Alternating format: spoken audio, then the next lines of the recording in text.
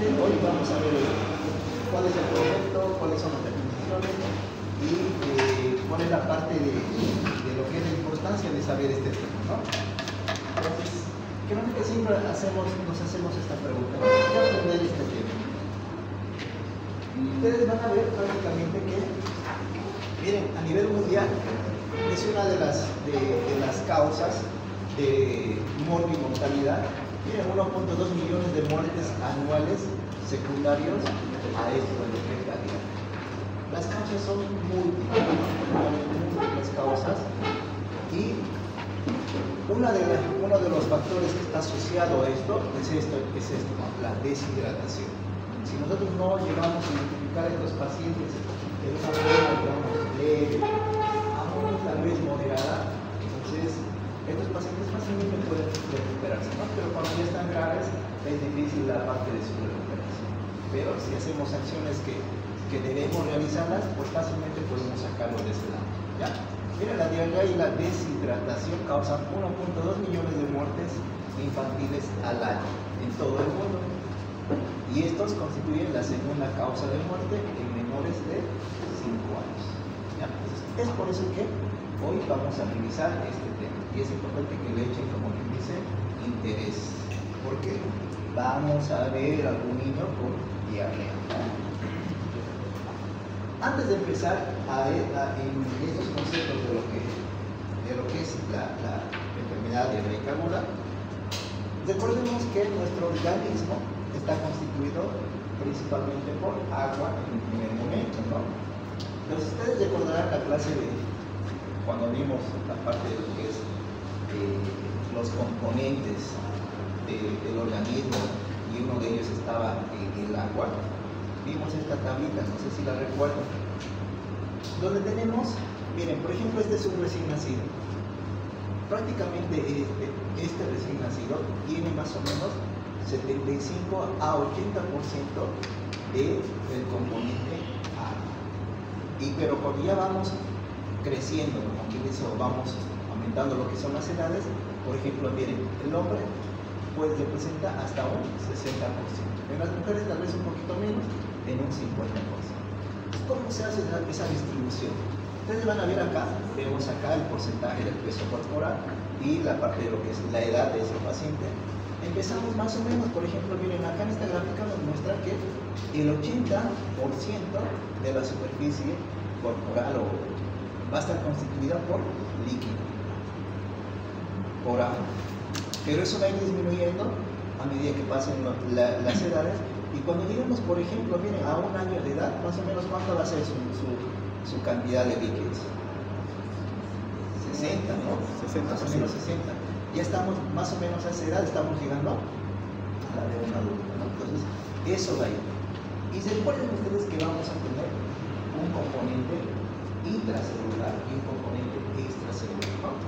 Entonces, en un principio, el componente del líquido extracelular va a ser un poquito más que el intracelular. Entonces, por ejemplo, mira, acá tenemos más o menos 45% del líquido extracelular y del líquido intracelular un 35%. Pero esto se va a ir invirtiendo a los 10 días, al primer mes más o menos, ya vamos a tener una inversión. Ya vamos a tener mayor cantidad de líquido intracelular y menor cantidad de líquido extracelular. Entonces, así sucesivamente, y a la parte de lo que es el adulto, pues ya vamos a tener claramente esa inversión de lo que en principio fue, ¿ya? ¿Por qué es importante que nosotros entendamos esto de lo que es el componente del líquido intra y extracelular? Ustedes van a ver que la cantidad, o en este componente vamos a tener solutos, vamos a tener, como que dice, electrolitos por ahí, y que de acuerdo a lo que es la concentración de lo que son los solutos, vamos a tener ese intercambio o ese pase de lo que es este líquido, ¿no? Ahora, entonces, volvemos a ver, miren la gráfica. El componente más abundante del cuerpo humano es el agua en un principio, ¿no? Y eso se va a ir regularizándose o disminuyendo de acuerdo a la edad. Ya habíamos quedado prácticamente, nosotros vamos a tener un 60% constituido de agua y De estos vamos a tener estos dos componentes que dijimos, líquido extracelular y líquido intracelular. Ustedes recordarán cuánto está quedando aquí el líquido extracelular. Vamos, ¿a cuánto estamos quedando más o menos? 20%, más o menos 20, ¿no? Y el líquido intracelular, más o menos a 40, ¿no? Entonces, es lo que nos dice acá. Entonces, mira, el líquido intracelular tenemos 40% y el líquido extracelular va a ser un 20%. 40 más 20 tenemos ahí el 60%. De esto nos va a interesar saber este componente del líquido extracelular. Vamos a tener acá, vamos a tener un medio interno que va a estar prácticamente constituido por el plasma, que dice que es el 5%, y que estos van a generar un gradiente de presión, que seguramente en la clase de fisiología ustedes han visto eso, que de acuerdo a eso pues vamos a tener lo que son los intercambios, o vamos a tener las formas de las células, etc. En líquido intersticial tenemos 14% y esto representa la parte de lo que es el transportador. El otro componente es el agua transcelular, que es el 1%, y estos van a estar prácticamente localizados en algunas regiones específicas, ¿no? Bueno, a esto es donde queríamos llegar. Esto es importante que ustedes recuerden, que seguramente les han preguntado desde el primer año, ¿no? Donde vamos siempre aprendiendo qué electrolitos tenemos en nuestro organismo y cuáles son los componentes más abundantes o relevantes en cada ciclo, ¿no? Por ejemplo, en intravascular vamos a tener ganancia de qué, o qué vamos a tener. Vamos a tener cationes y aniones. Cationes, acuérdense que son los positivos, y los aniones, que son los meganegros, ¿no? Los cationes, el sodio va a ser el principal elemento en este espacio intravascular en 104. Luego el cloro en 104, y luego tenemos el bicarbonato con 24, y luego tenemos lo que son los otros cationes, ¿no? El sodio, potasio, calcio, magnesio, y en los aniones el bicarbonato, las proteínas y lo que es el fosfato, ¿no? Y otros elementos. Ahora, ¿cuál es el principal componente del espacio intracelular? Porque como cation tenemos el potasio, ¿ya? Y luego está el sodio, luego está el magnesio. Como aniones tenemos el fosfato, luego está la proteína y lo que es el bicarbonato y el cloro. Lo que quiero aquí que se acuerden ustedes son estos dos componentes principales, ¿ya? Los que vamos a ir controlando, verificando en un proceso de deshidratación. Entonces, de acuerdo a esto, incluso vamos a tener tal vez algunos signos o síntomas que vamos a ver en nuestros pacientes.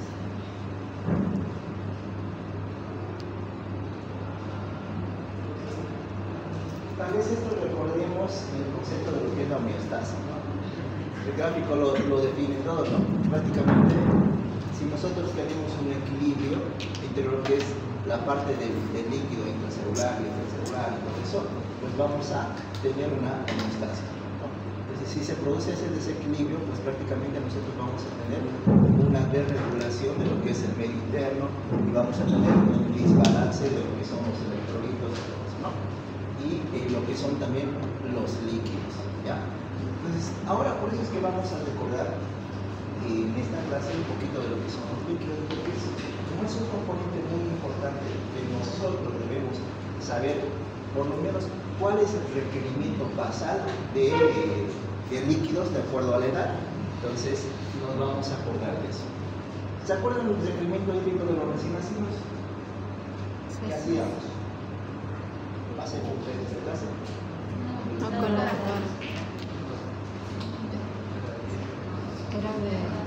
Ahora, vean ustedes acá, esta es la parte de lo que son los recién nacidos.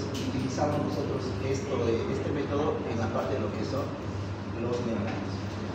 En la parte pediátrica, o sea, fuera de los 28 días, vamos a utilizar el método de Pólica Cega, vamos a utilizar la superficie corporal, que tal vez vamos a recordar un poquito ahora. Ahora, ¿qué es lo más importante de esto? Ustedes vean el peso. De acuerdo al peso, vamos a decidir qué cantidad de líquido vamos a dar a ese recién nacido o a ese neonato. Por ejemplo, miren, a cuanto menor peso, que tengamos, vamos a aumentar la cantidad de líquidos. Entonces, menos de 1000, empezamos el primer día con 100 ml kilogramo litro. De 101 a 1500 con 90 ml kilogramo litro. Con 1501 a 2000 con 80. 2001 a 2500 con 70. Quiero que se acuerden solo de esto, porque nosotros les vamos a preguntar solo de esto. Ya lo otro pues preguntamos a los residentes, pero a ustedes les vamos a preguntar esto. Niños con un peso mayor a 2500 vamos a empezar nuestro primer día con 60, ¿ya? Y vamos a ir aumentando 10 puntos o 10 puntos más cada día. Hagan sus manos así. No es que les voy a soltar. Ya. Entonces contamos, nosotros aquí tenemos 5, aquí tenemos 5 y aquí tenemos 6. Entonces vamos a empezar con 60 el primer día. Cada día tú le vas a aumentar 10 puntos. Segundo día, ¿cuánto sería? 70. Tercer día, cuarto día, quinto día, sexto día, séptimo día, octavo, noveno y décimo. Nos quedamos con 150. Ya los que van a hacer tal vez los que van a hacer eso. Nosotros, por ejemplo, la cantidad de líquidos que nos vamos a quedar, vamos a decidir si es un recién nacido prematuro, si es un recién nacido término, si es un recién nacido adecuado para su edad gestacional en cuanto a su peso, o si es macrosómico, grande, qué sé yo. De acuerdo a eso también vamos a decidir cómo vamos a llegar a nuestro límite o capacidad máxima. Pero como ustedes se acuerdan que llegamos hasta 150, yo digo, sí, soy feliz. No, a ese tipo no lo van a deshidratar y tampoco lo van a sobrecargar de recursos. Ahora, ¿qué nos vamos? Ahí está. Entonces, 60, 70, 80 y hasta lo que llegamos. Ustedes se van a acordar de, tenemos líquidos parciales y líquidos totales, ¿verdad? Líquidos parciales se refiere a esto. Entonces, por ejemplo, si yo les digo, tengo un niño con 4 días de vida, ¿cuánto es líquidos parciales? 90 mililitros por kilo. Son 90, ¿verdad? Entonces, ¿90 qué? 90 ml kilogramos litro. Entonces, ya de acuerdo a eso, ya ustedes van a sacar los líquidos totales. Multiplican simplemente eso y listo, ya tenemos los líquidos totales que se van a cuantificar como digo, ¿no? Ahora, a ver, hagamos un ejercicio. No sé si les mostré este caso. A ver, hagamos el diagnóstico, ya dimos el examen. ¿Cuál es el diagnóstico? En la radiografía del tórax se observa un aumento leve bilateral homogéneo de la densidad pulmonar. Hay una ingurgitación periliar del sistema linfático con retención de líquidos, presencia de líquidos en cisuras, pequeños desgarros pleurales. Silverman de 5 a 10, o sea, este chico está con una dificultad respiratoria que leve, moderada, severa, ¿qué dice? Silverman 5 a 10. Moderada. ¿Ya? Moderada. ¿Cuál es su impresión diagnóstica? ¿Será una apnea de la prematuridad? ¿Será una enfermedad de membrana hialina? ¿Será una taquimia transitoria recién nacida? ¿Será una neumonía? ¿Será membrana? No les he dado la edad gestacional, por ese caso, ¿no? Ah, bueno, tenemos ahí está sus días. Estamos en su primer día de vida y pesa 3.5 kilogramos y, o sea, por ese peso no creo que sea prematuro, ¿no? Sí. Es menos probable. Entonces, ¿qué pensaría?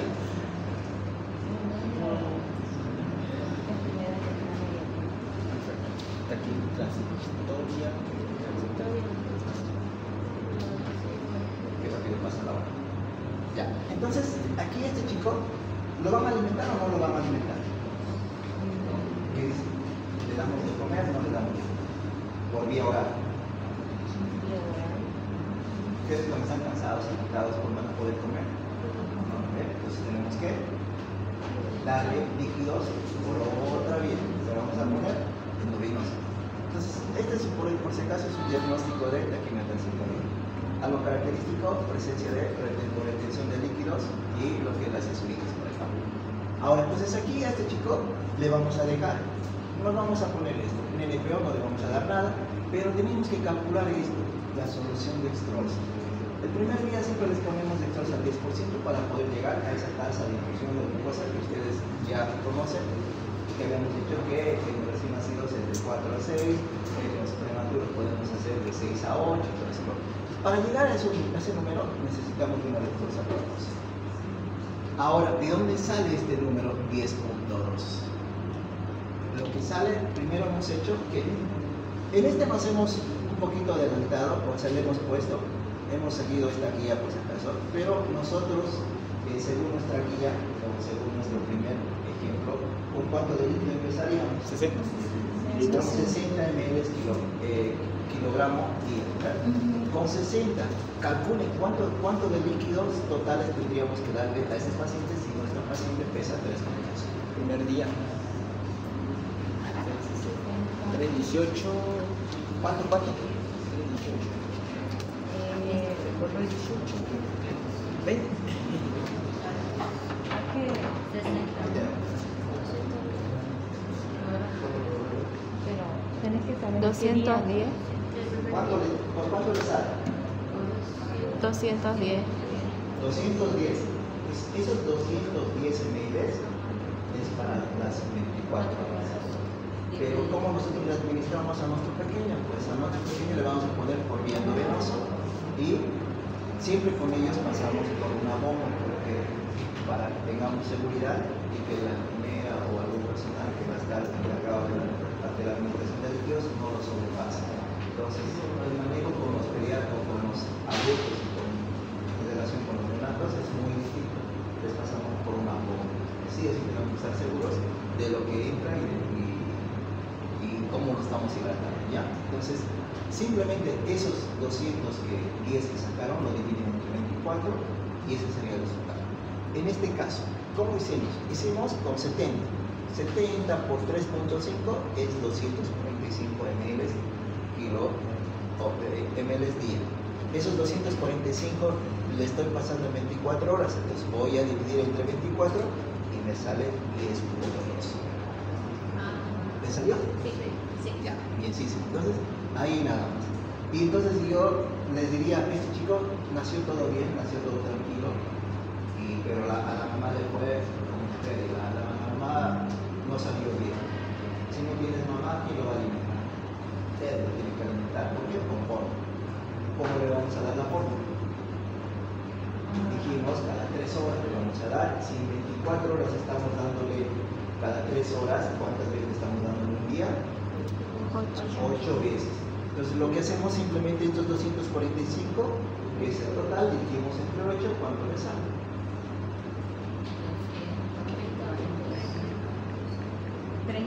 30, ¿no? Entonces, si la mamá estaría bien, pues, si el recién nacido estaría sano, diría, vamos a administrar los líquidos por vía oral y le vamos a dar 30 ml de leche cada 3 horas por succión. Entonces, listo, ahí estamos cubriendo los líquidos que necesita ese chico. Ahora, antes de pasar, ¿se entiende, no? ¿Sí? ¿Se entiende? O otro ejemplo. ¿Se entiende? Esto es la parte de lo que es para ya fuera de los 28 días. O sea, la parte de los lactantes, la parte de los preescolares, escolares, etc. Vamos a utilizar este método de Colli-Gácega. ¿Quién se acuerda del método de Colli-Gácega? ¿Se acuerdan? Vamos a dar un ejemplo, un ejercicio. Ya. Este fue más difícil. El mismo. No. La clave aquí, la clave es, bueno, les vamos a enseñar dos formas, una rápida y una así como que dice para que estemos seguros. Ustedes tienen que aprenderse que primero este método de Colli-Gácega y lo utilizamos en aquellos niños que pesan más de 3.5 kilogramos, más de 3.5 kilogramos, ¿ya? Pues no podemos utilizar esto en recién nacidos o en la etapa neonatal. No lo utilizamos. Entonces, pero si esos ya que están saliendo del periodo neonatal, vamos a utilizar este método Colli-Gácega. 3.5 hasta 10 kilogramos, los primeros 10 kilogramos va a representar. Nuestros segundos 10 kilogramos va a representar entre 11 y 20 kilogramos. Nuestro tercer grupo va a ser más de 20 kilogramos, que van a ser los adicionales. Y ahora, ¿qué nos vamos a acordar? Nos vamos a acordar de esto. 100, 50 y 20. 100, 50 y 20. Nos acordamos de eso. Entonces, y para recordarles también, estos son los componentes de lo que es el sodio, el potasio y la glucosa que requerimos basalmente, ¿no? Entonces, vamos a hacer un ejemplo. Este paciente que pesa 30 kilogramos, ¿cuántos de líquido le tocará? ¿Corresponderá? De líquido más de ¿Cuánto? 1570. No, 1570 mililitros. 1570. Ya. Por cada. Vamos a hacer una cosa. Ustedes tienen, como quien dice, una canasta aquí, tienen otra canasta aquí y tienen otra canasta aquí. La primera canasta solo recibe, digamos, 10 puntos. La segunda canasta recibe solo 10 puntos. Y la tercera recibe todo lo que tú quieras. ¿Ya? Entonces, estos 30 los tengo que repartir. ¿Aquí cuánto entra? 10. Entonces le damos 10. Tenemos 10. ¿Cuánto entra? 10. Pues ya tenemos 20. ¿Cuánto nos falta para después? Para llegar a los 30, otros 10. Por ejemplo, si aquí hubiese sido 15 o mejor que 35, todo lo que falta aquí le pondría, digamos, 15. Sí. ¿Ya? Entonces así. Entonces en nuestra primera caja entra 10, ahí estamos 10, en nuestra segunda caja entra otros 10, todo el tope que es su máximo, y en el tercero entra lo que falta y 30. Y multiplicamos nada más 10 por 100, 1000. 10 por 50, 500, 10 por 20, 200. A ver, y sumamos 1700.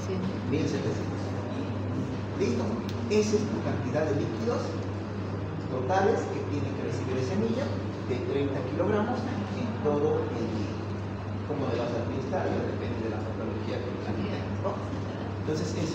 Ahora, esta es la forma que, para como que sea ya para los más los que quieren hacer así más rápido, solo saber este concepto. Todos los niños que pesen de 3.5 a 10 kilogramos, de entrada a estos vamos a darles 100 ml kilogramo de peso, ¿ya? Por decir, si digamos, tengo un niño que pesa 5, ¿cuánto sería su líquido? 500. 5 por 100, 500. esa es la cantidad. Tengo un niño que pesa, por decir, 9, 900. se queda así en este grupo, ¿no? Sí, Entonces, ¿cuánto sería? 900. Listo.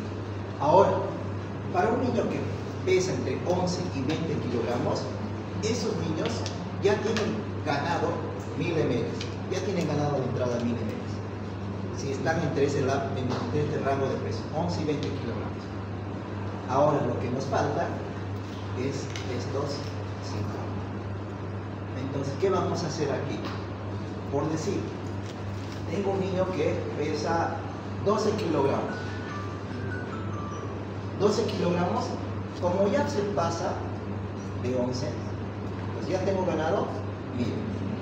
De 10, ¿con cuánto me he pasado del 10? Con 2. Esos 2 multiplico por 50. ¿Cuánto? Eso lo sumo a esto y listo. Esa es mi cantidad de líquidos. ¿Ya? Ahorita vamos a hacer otro.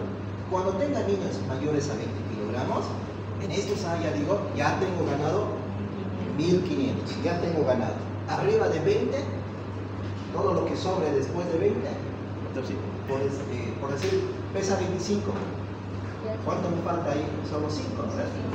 5 por 20, más 1500. 1600. Así de fácil, ¿ya? Por ejemplo, miren a este chico de 30 que hicimos, 30, ya teníamos ganado 1500, ¿no? ¿Cuánto faltaba para 30? 10.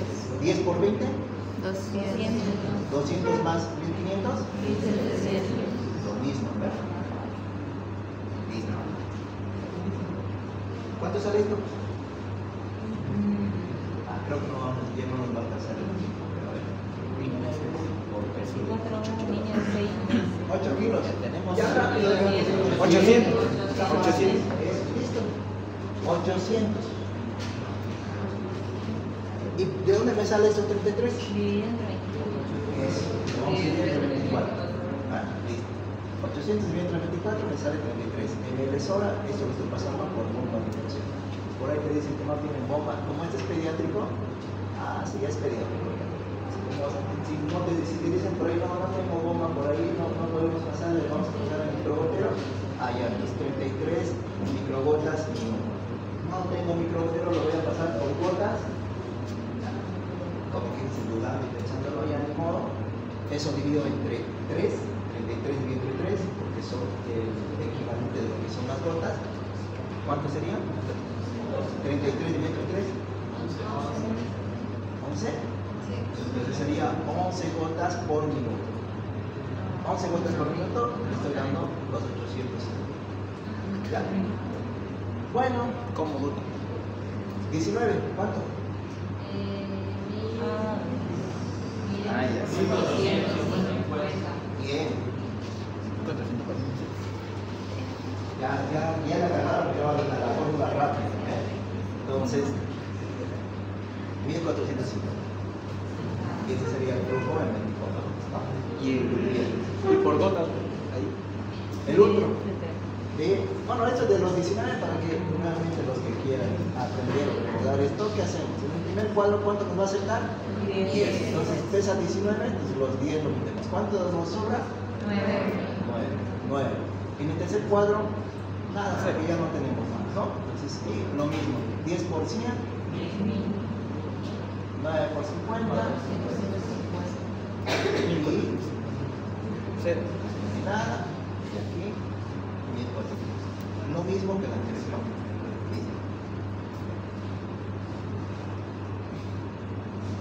Y esta sería nuestra indicación. Ya vamos a aprender en algún momento de dónde sale esta forma de preparar eso, ¿ya? Esa indicación importante, siempre repito. Sí, estas son nuestras indicaciones. O sea, como quien dice, para que no se pierdan ustedes y sepan, digamos, lo más básico, para que dediquemos más o menos a su requerimiento basal de lo que es el sodio y de lo que es el potasio, utilizamos esta solución sodio 100%. Es más, incluso ya lo quieren subir más la cantidad de concentraciones. Pero aún todavía vamos manejando esta solución sodio 105 que asemeja a los requerimientos basales de sodio y de potasio, ¿ya?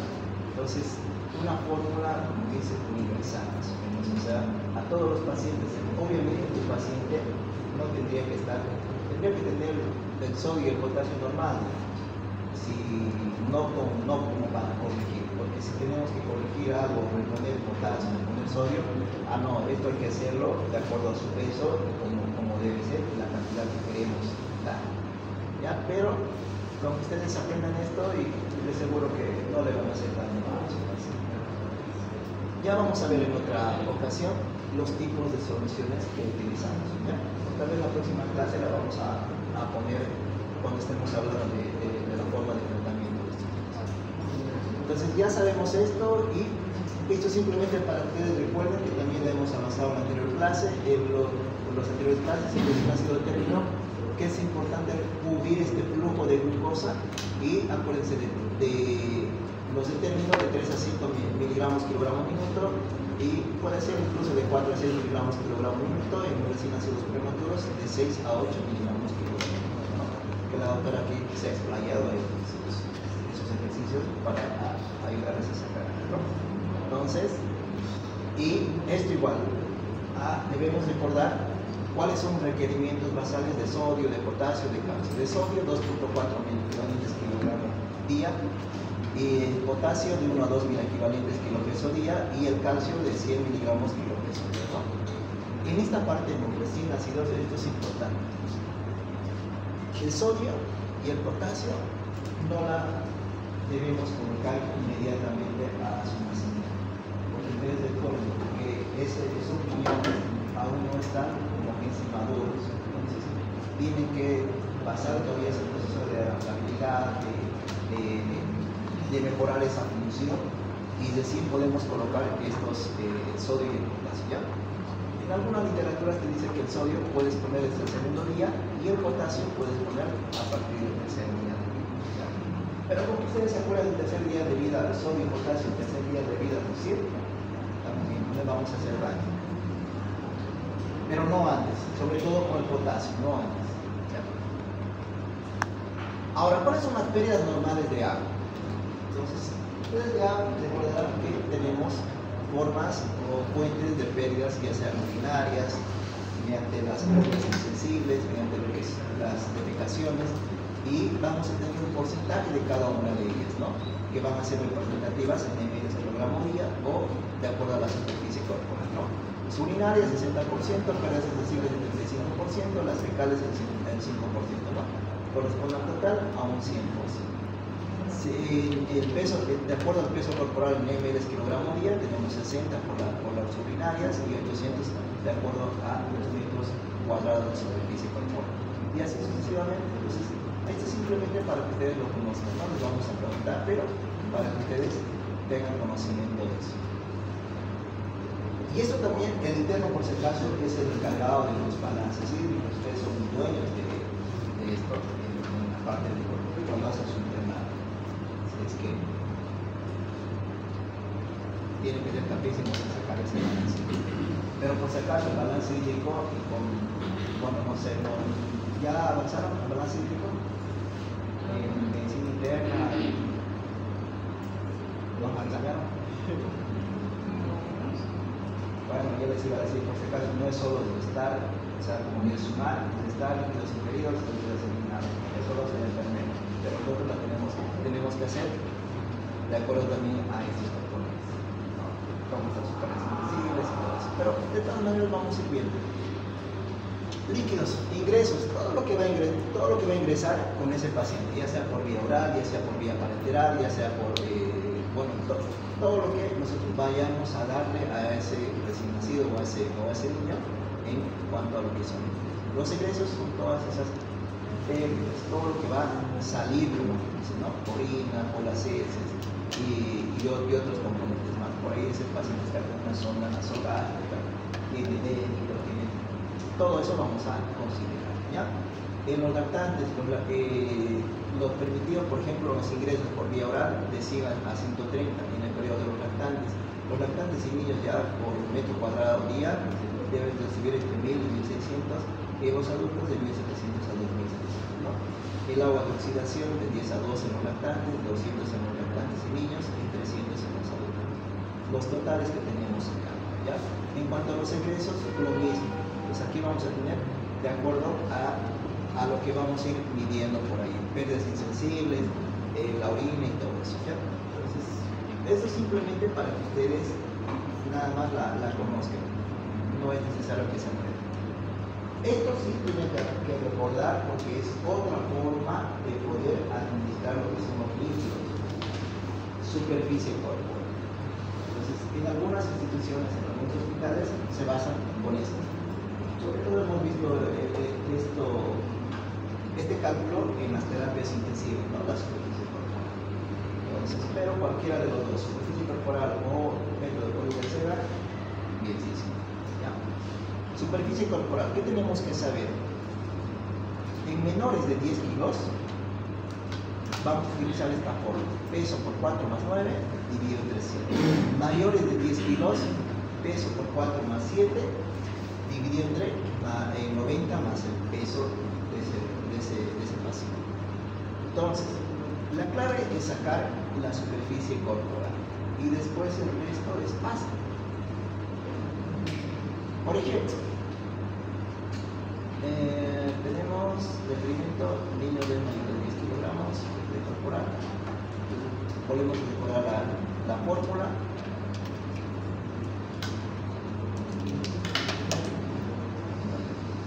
Hacemos el ejercicio.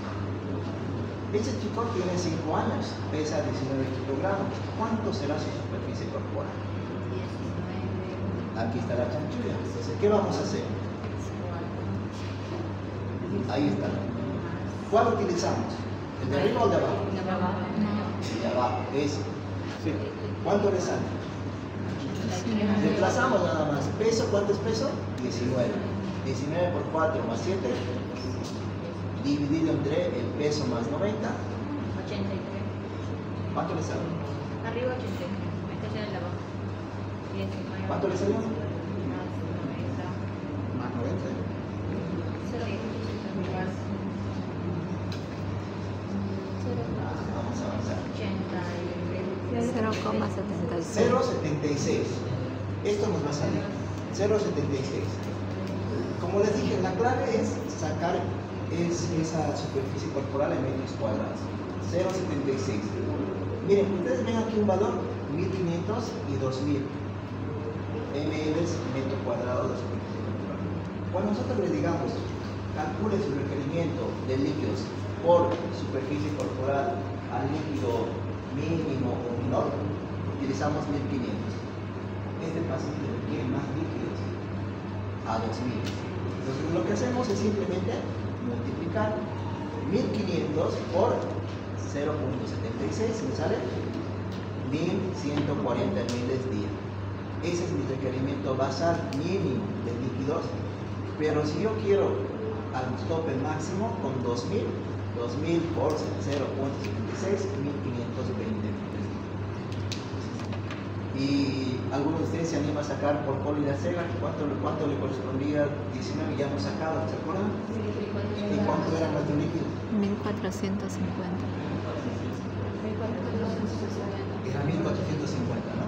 Y ustedes dirán, no sale igualito, pero ¿qué? Está entre medio de esto, ¿verdad? O sea, no le está dando ni menos ni más, digamos. Pero con esto somos un poquito más precisos, ¿no? Si queremos calcular su requerimiento mínimo y su requerimiento máximo. ¿Ya? ¿Se entiende? Profe, una pregunta. Si es niño menor a 10 kilos, igual van a necesitar 1500 o menos necesitarían de líquido de mililitros. En estos casos, ¿qué tienes que hacer? Por ejemplo, la clave es que saques esto, la superficie corporal. Entonces, sepas identificar, por ejemplo, ya en esta, ¿bien? No pesa menos 2. Pero la clave es que tú sepas sacar tu superficie corporal. Entonces, ¿de acuerdo a qué? Si es menos de 10 kilogramos, si es más de 10 kilogramos. De acuerdo a eso, sacas tu superficie corporal y de acuerdo a eso, simplemente multiplicas. Por ejemplo, de este, ¿cuánto saldría de su superficie corporal?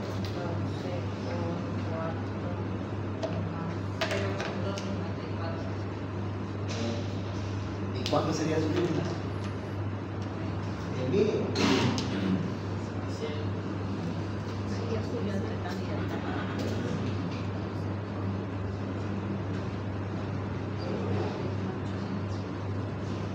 Bueno, ¿cuál utilizamos? ¿El de arriba o el de abajo?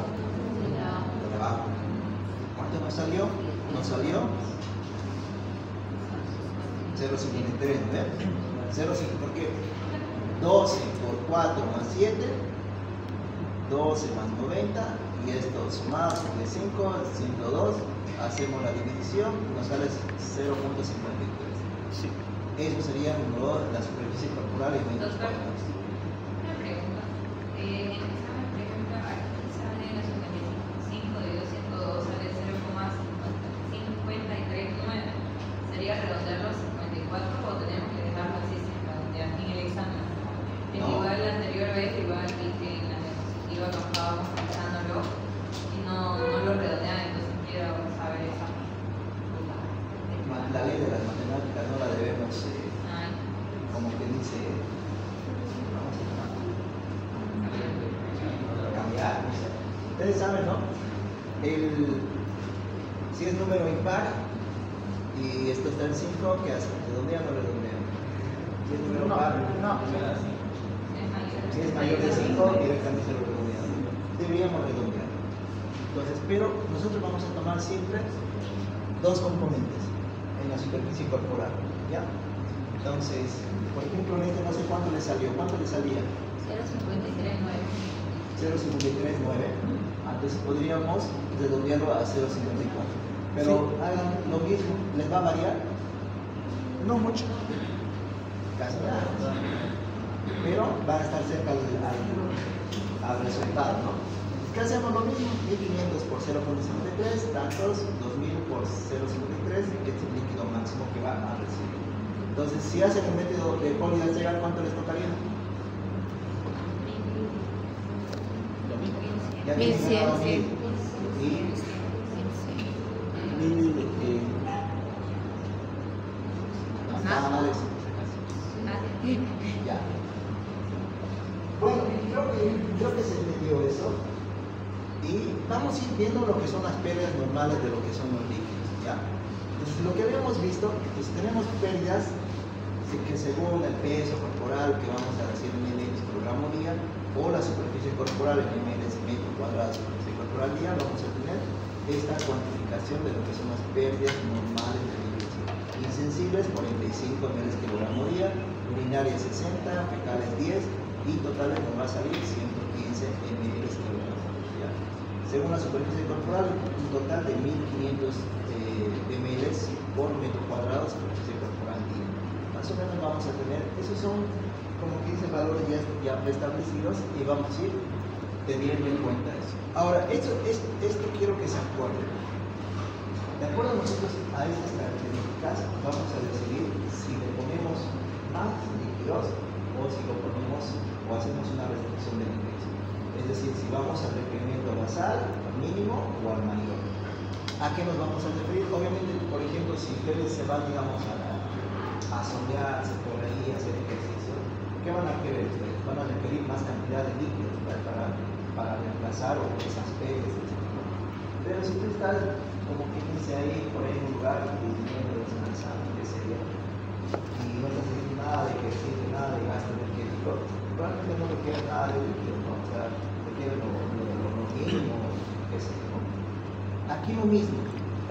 Por ejemplo, cuando nosotros aquí vamos a tener causas que van a aumentar las necesidades de agua, la piel, por ejemplo, calor radiante. Por ejemplo, los niños que entran a una fototerapia por ahí, si de ellos, por decir, en su segundo día de vida, ¿cuánto de líquido tendría que corresponder a este chico? 70, ¿no? Entonces, pero como este chico tiene una pérdida, digamos, de agua, necesita más cantidad de agua, le aumentamos un 10%, entonces nos subimos un poquito más. Fototerapia, fiebre, sudor, las quemaduras y todo eso, pues requieren o son causas de un aumento de las necesidades de agua. Que el chico esté con dificultad respiratoria, taquipneico, tenga una traqueotomía, esté con un proceso diarreico, vómitos, succión nasogástrica, algún débito nasogástrico por ahí, en la parte renal que esté con un aumento de lo que es el volumen urinario por ahí, las pérdidas, y los drenajes crónicos son causas de aumento de las necesidades de agua. Pero van a haber otras formas donde tenemos que disminuir la necesidad de agua.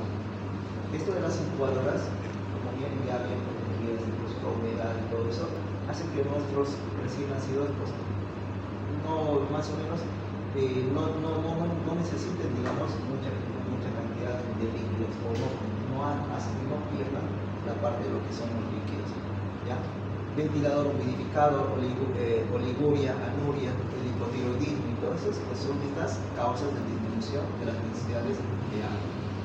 Y ahora vamos a entrar a lo que es, como que es a lo que vivimos, el síndrome de diarrea. Ya sabemos más o menos lo que es la cantidad de lo que son los líquidos basales que necesitamos en cada edad correspondiente. Aquí vamos a ir primero a definir qué es un síndrome de diarrea. Ustedes van a recordar que un síndrome es un conjunto de signos y síntomas que van a estar asociados a esto, ¿no? A un proceso de diarrea o de disminución de lo que es la consistencia y todo eso de las defecaciones. ¿Qué vamos a tener? Cuando tengamos este proceso, pues obviamente nosotros vamos a tener una pérdida, ¿no? Pérdida de líquidos, pérdida de lo que son los electrolitos, vamos a tener una pérdida y un desbalance de lo que es el líquido extracelular y el líquido intracelular. Por esas pérdidas. ¿Y qué vamos a tener nosotros aquí? El volumen y la frecuencia obviamente van a estar alterados, ¿ya? Y aquí vamos a tener prácticamente el aumento de lo que es, en este caso sería la consistencia de las heces se van a disminuir. Vamos a tener tal vez, vamos a salir de ese patrón rutinario de las defecaciones. La mamá misma te va a decir, doctor, mi bebé necesita reposiciones 3 veces al día, pero ahora se está echando unas 8, 10. Y ellos mismos te van a ir diciendo la consistencia misma, que ha sido distinta en relación a lo que hacía anteriormente, ¿no? Entonces, a eso nosotros vamos a llegar a lo que es, a lo que dice la Organización Mundial de la Salud. ¿Qué dice? Es el aumento del número de lo que son las evacuaciones, 3 o más de 3 deposiciones en 24 horas, ¿con qué? Con disminución de la consistencia de las heces. ¿Ya? Entonces, va bien, porque, por decir, siempre ha sido su forma habitual que vamos a tener unas 4 deposiciones al día, ¿no? Entonces, pero para otra gente va a ver que 4 o 3 ya es mucho, digamos, porque solo hacen, digamos, una sola vez. Entonces tenemos que considerar bastante eso de lo que es la forma de cómo era su hábito o su forma de hacer esto de lo que son la frecuencia y la consistencia de las deposiciones, ¿ya? Entonces, y eso es lo que nos dice entonces nuestra definición. La diarrea aguda o síndrome diarreico agudo, según la Organización Mundial de la Salud, la vamos a definir como la presencia de 3 o más deposiciones en 24 horas, ¿con qué? Con una disminución de la consistencia, esta palabra, habitual, y la duración de menos de 14 días. ¿Ya? Esa es la definición según la Organización Mundial de la Salud. Ahora, tal vez un poquito recordando esto de lo que es la epidemiología, pues habíamos mencionado, ¿no? Que es una de las causas de mortalidad frecuente en todo el mundo y que vamos a tener prácticamente de 3 a 5 millones de muertes en menores de 5 años en todo el mundo, ¿no? Entonces, y peor aún en aquellos países que están en vía de desarrollo. Entonces, ahí tenemos esa estadística, pero lo que queremos recordar en este punto es de que, ¿qué nos menciona aquí en relación a lo que es Bolivia? En Bolivia es la primera causa de mortalidad de menores de 5 años y es responsable más de 7.000 muertes al año. Por eso es que tenemos que saber el manejo de este cuadro clínico y de este diagnóstico, ¿no? Entonces, esto de lo que son las heridas puede pasar a cualquier edad, ¿sí? Pero los lactantes y los niños menores de 5 años son los que van a sufrir con mayor severidad las consecuencias, ¿no? Porque estos pacientes fácilmente pueden deshidratarse y tener complicaciones secundarias a esto, ¿ya? Y llegar a la muerte. Entonces, y es una de las primeras causas de internación en pediatría. Es como que dice, de esto vive el pediatra, ¿no? Y de las neumonías, ¿no? Los problemas respiratorios. Entonces, siempre van a haber niños que están con diarrea o que están con algún proceso respiratorio, ¿no? ¿Ya?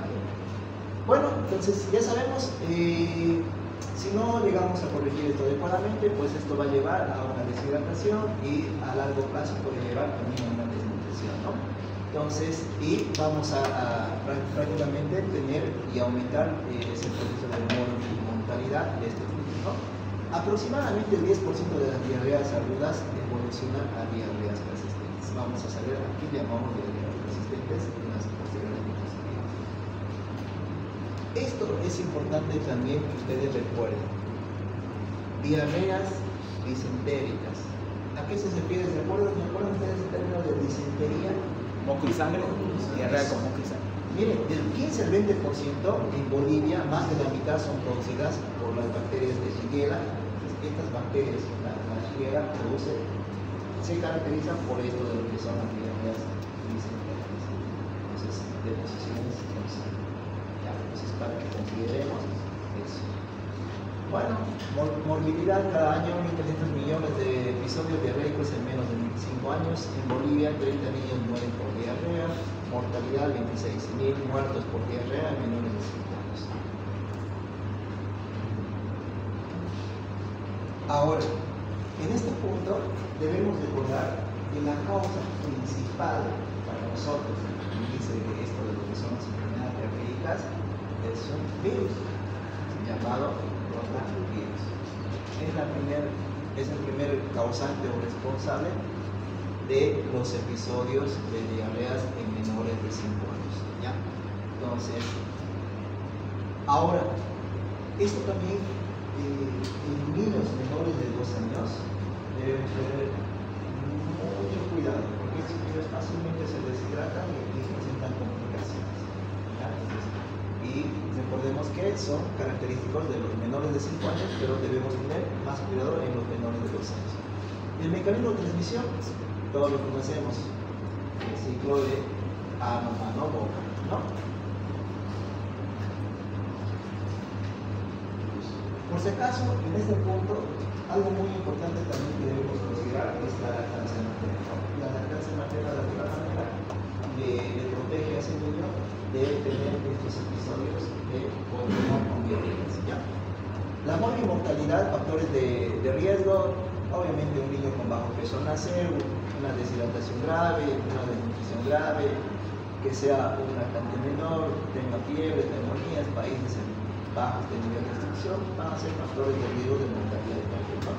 En esto de lo que son las mortalidades infantiles, pues obviamente una enfermedad diarreica aguda puede llevarnos a una deshidratación y corresponder a un factor de mortalidad, ¿no? Ahora vamos a entrar a la clasificación. Etiología. Esto, acordémonos, la etiología, o sea, van a ser de causas infecciosas y de causas no infecciosas. Ojo, no todo proceso diarreico va a ser infeccioso, ¿no? En las causas infecciosas, ¿qué dijimos? ¿Cuál es la causa más importante? Viral. La viral. ¿Cuál era el virus? Rotavirus. El rotavirus. ¿Será que le damos tratamiento a ese niño? ¿Algún antibiótico por ahí? No hay. ¿Ya? Luego están las bacterianas, las parasitarias, las micóticas, ¿no? Las no infecciosas, esos alimentos hiperosmolares, algún tipo de alergia, algún componente hormonal, algunos elementos tóxicos, y por el simple hecho también de ese proceso inflamatorio que podemos tener esas causas o esas diarreas no infecciosas. Nos vamos a acordar entonces.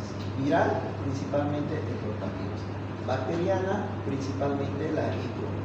Parasitaria, principalmente la Giardia. Entonces, esos son los agentes etiológicos más relevantes.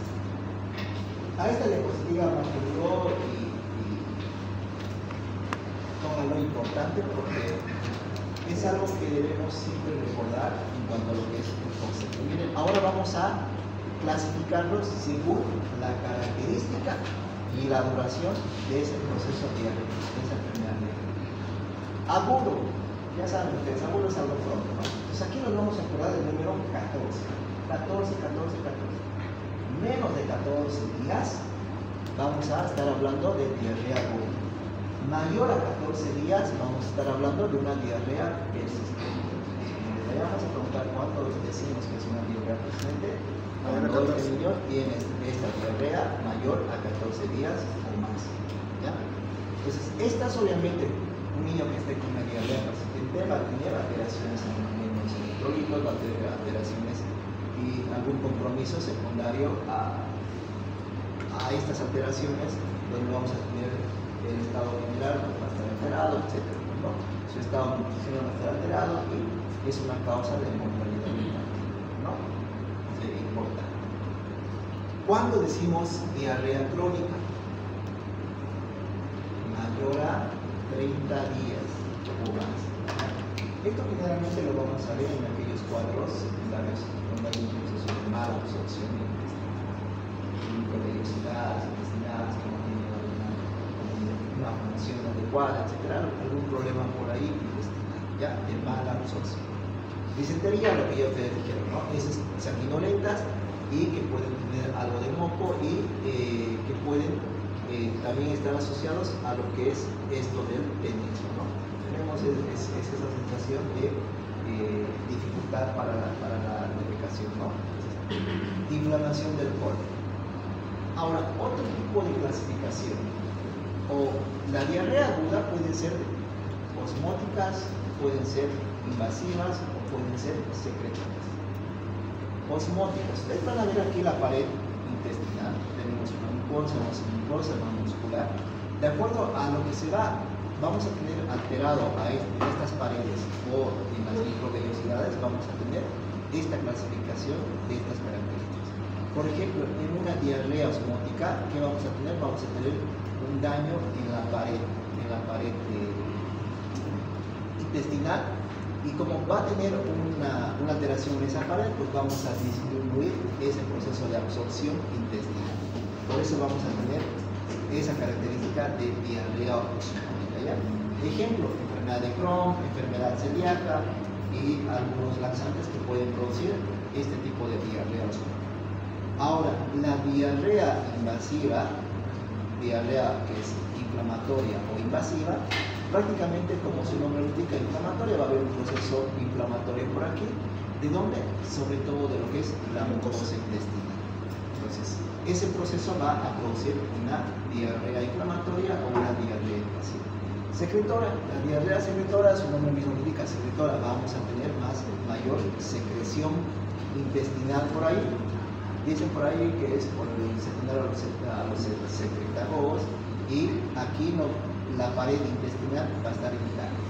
Simplemente vamos a tener un aumento en la secreción intestinal secundario a que el trabajo de los secretagogos va a intervenir. Entonces, ¿cuáles van a ser las acciones o las consecuencias que vamos a tener? Por ejemplo, en este primer momento vamos a tener aumento de la secreción intestinal.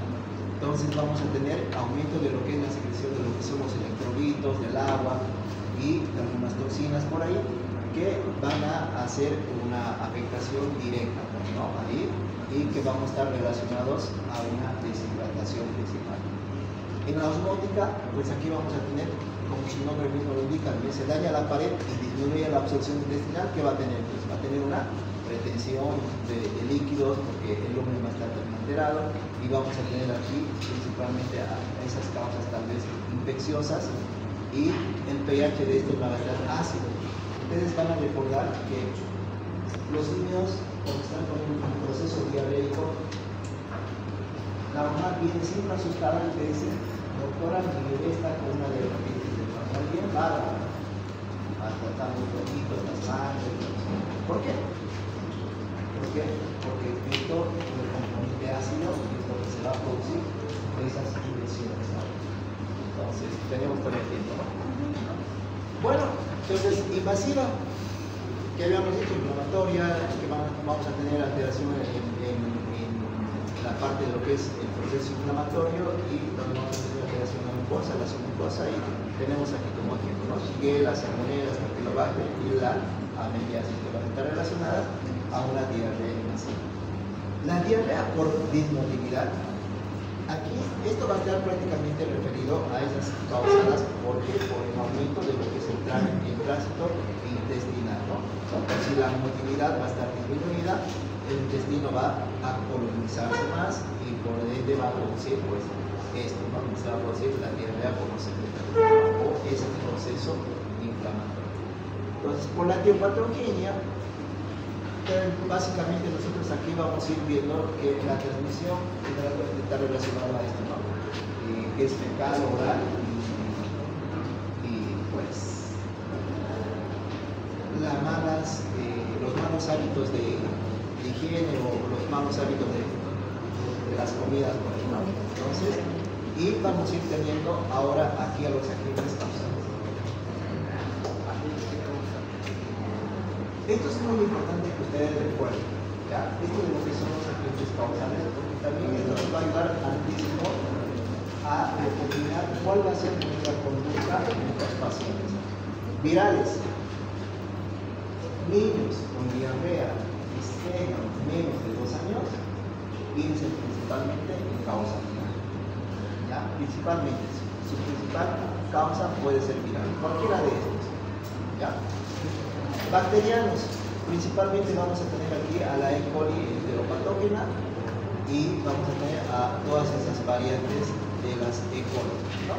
Entonces, algo que aquí vamos a ir viendo es la E. coli hemorrágica que van a producir ese síndrome hemolítico por ahí, que normalmente estos son causantes de algunos procesos renales, si no llegamos a identificarlos a la oportunidad. La Shigella ya habíamos hablado, que está relacionada con las disenterías, y tenemos las otras bacterias. Ahora, del parásito que nos tenemos que acordar, incluso en este tipo de parásitos, la diarrea es muy característica. Que lo vamos a ver en parásitos. ¿Se acuerdan cómo la diarrea de la Yardia? ¿Han visto un parásito? ¿Cómo es? Hay como Gracias. que se llama esteatorrea, ¿no? Entonces es algo muy característico eso y vamos a ir haciendo diagnóstico. ¿Cuál va a ser la manifestación clínica? Síntomas generales, va a estar con fiebre, vamos a estar con vómitos, probablemente anoréxico, vamos a tener una pérdida de peso y vamos a ir viendo también algún dolor a nivel intestinal o abdominal. Y vamos a ir viendo la alteración que habíamos dicho en los pulmones, en el volumen o la consistencia, ¿no? Principalmente, ya acuérdense, en menos de 2 años vamos a pensar de que la causa probable de estos chicos sea de viral, sea probablemente rotavirus, ¿ya? Entonces, por ejemplo, los rotavirus en menos de 6 meses, el tiempo donde podemos, si ustedes en invierno van a ver que se aumenta o se incrementa de patologías porque tenemos aquí a los rotavirus. Por ejemplo, la E. coli tiene una diarrea, produce unas diarreas líquidas y fétidas, ¿no? La diarrea, lo que ya habíamos dicho, ¿no? Las flatulencias que van a estar relacionadas específicamente a eso. Entonces, ¿qué vamos a hacer para el diagnóstico? Biológico, clínico y valorar la parte de lo que es la hidratación de estos pacientes, ¿ya? En la parte de lo que es el biológico, nosotros vamos a empezar probablemente con un poco de parasitológico. Si tienes, como que dice, y estás seguro que probablemente sea secundario de parasitosis, incluso podemos hacer un poco parasitológico seriado o por último podemos hacer un poco, ¿ya? Entonces ahí vamos a ir viendo lo que son los exámenes que podamos ir identificando. La clínica también es muy importante, ustedes han visto que mejora también el tiempo de evolución. Vamos a definirlo, ¿no? ¿Y por qué se está viendo? Hay clases, vienen clases. Otorrino hay. ¿Y por qué? Pero si ustedes la pertenecen a la doctora hasta las 4:45. Ese martes van a tiene clase. ¿De qué años? Ya sé. Bueno, entonces ya vamos terminando esto. Estaba en sesión, si tienen alteraciones hidroelectrolíticas, tenemos algunas alteraciones metabólicas por ahí, ¿no? Entonces, ¿qué vamos a pedir a nuestro paciente? Ojo, aquí quiero que tengan muy en cuenta esto. Todo paciente con una enfermedad diarreica aguda, nosotros no estamos obligados a pedir laboratorios. ¿Qué laboratorio obligatorio tenemos? Ninguno. Pero sí podemos, como quien dice, si tienes que estás pensando en algún agente etiológico y puedes hacer algún examen complementario, pues también podemos hacerlo. Por ejemplo, en menores de 5 años que habíamos dicho que era la causa, rotavirus. Ahora, nosotros el coprocultivo, generalmente vamos a ir buscando en aquellos procesos donde tengamos diarreas de disentería, tengamos niños que están desnutridos, pacientes inmunodeprimidos, etc., donde tengamos que ser específicos y descartar esta parasitosis o esta infección, vamos a pedir tal vez un coprocultivo, ¿ya? El coproparasitológico seriado, pues simplemente vamos a hacer una sospecha de parásitos. Ustedes recordarán que hay algunas veces indicaciones de hacer este estudio, ¿no? Sí. Y la ELISA, la alergia, y vamos a pedir tal vez un hemograma y electrolitos cuando nosotros tengamos ya problemas secundarios a la deshidratación o secundario a esta enfermedad de diarrea, ¿no? Un examen general de orina. ¿Qué tiene que ver una diarrea con un examen general de orina?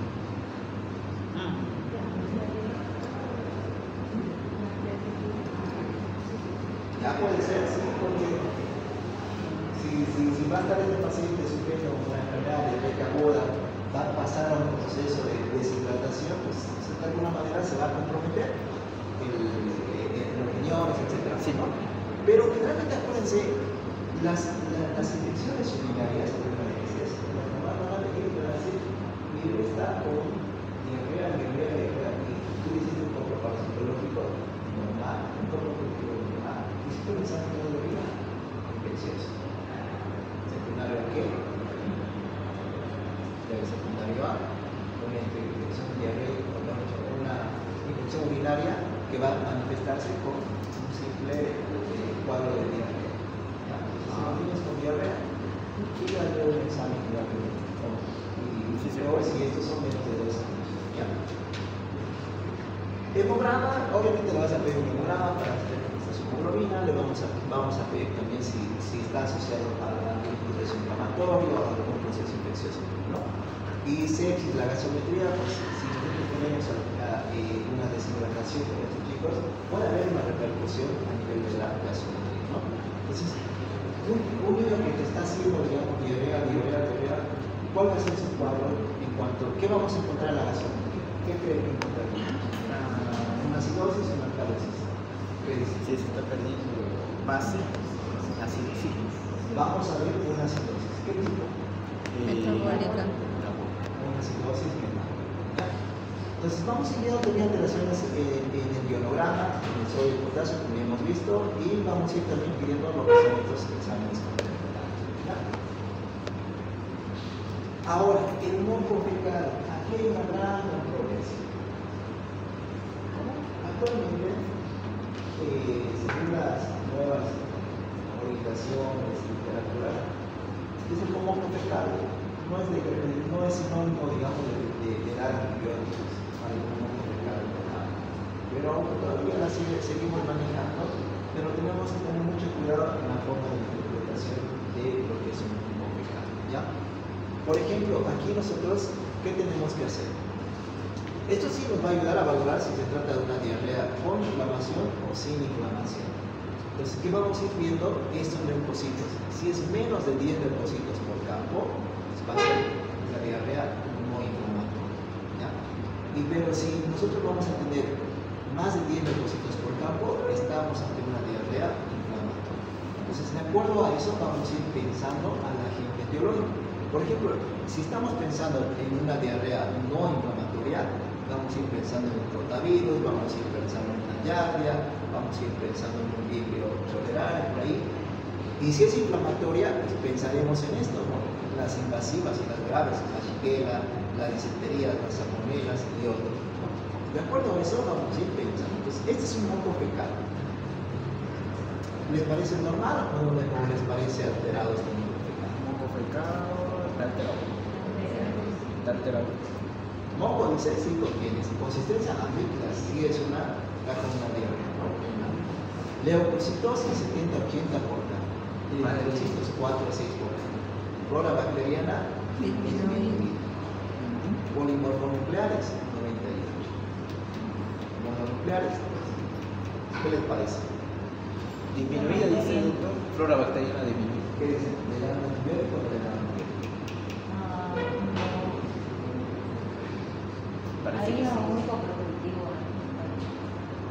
Le podemos dar a hacer un coproductivo, ¿no? Para ser más específicos. Esto más parece un proceso inflamatorio, ¿no? Entonces, pero bueno, a ver cómo sale.